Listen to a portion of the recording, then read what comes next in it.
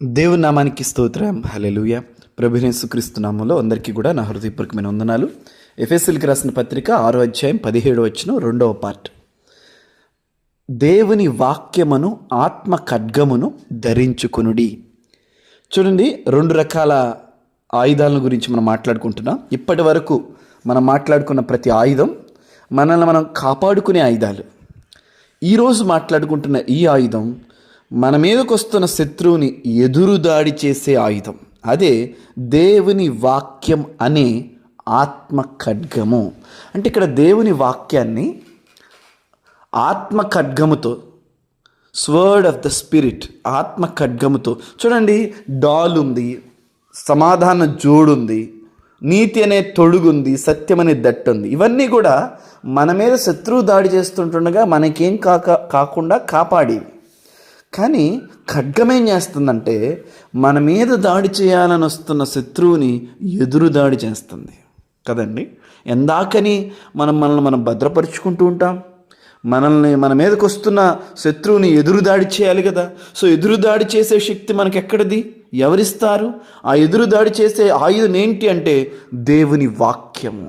చూడండి, యేసుక్రీస్తు ప్రభువారు 40 రోజులు ఉపవాసం ఉండి శారీరకంగా బలహీనంగా ఉంటుండగా అతడు ఆకలి గొలి ఉన్నాడని తెలిసి శత్రువైన సాతాను వచ్చి అంటున్నాడు, నీవే దేవుని కుమారుడు అయితే ఈ రాళ్లను రొట్టెగా చేసుకో.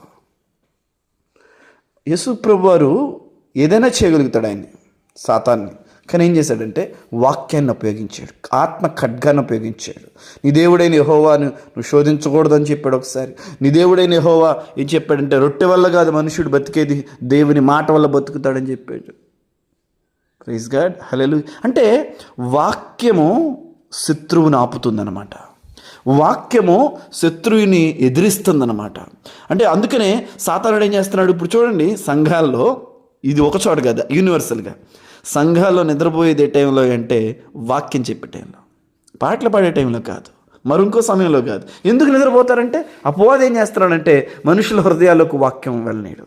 ఈవెన్ యేసుప్రభువు ఉపమానం చెప్పినప్పుడు ఏం చెప్పాడు? 4 విత్తనాలు, 4 రకాల నేలల గురించి చెప్తున్నప్పుడు అపవాది యొక్క టార్గెట్ ఏంటి? అక్కడ వాక్యం ఫలించకూడదు, వాక్యం హృదయంలో ఉండకూడదు, వాక్యం ఎదగనివ్వకూడదు, వాక్యం నేల కఠినమైపోవాలి, నేల ముళ్ళ పొదల్లో ఆ విత్తనం ఇరుక్కుపోవాలి. ఎందుకంటే వాక్యం ఎదిగిందా, వాక్యం లోపలికి దూరిందా, అది 30 60 100 వ్యక్తి జీవితాన్ని ఫలింపజేస్తుంది. అందుకనే మనుషుల యొక్క జీవితాల్లో ఇది నా మోస్ట్ నెగ్లెక్టెడ్ థింగ్ ఏంటి అంటే వాక్యం అయిపోతుంది. గుర్తొచ్చినప్పుడు, అనుకూలంగా ఉన్నప్పుడు, ఏం ఇబ్బంది లేనప్పుడు అయిపోతుంది.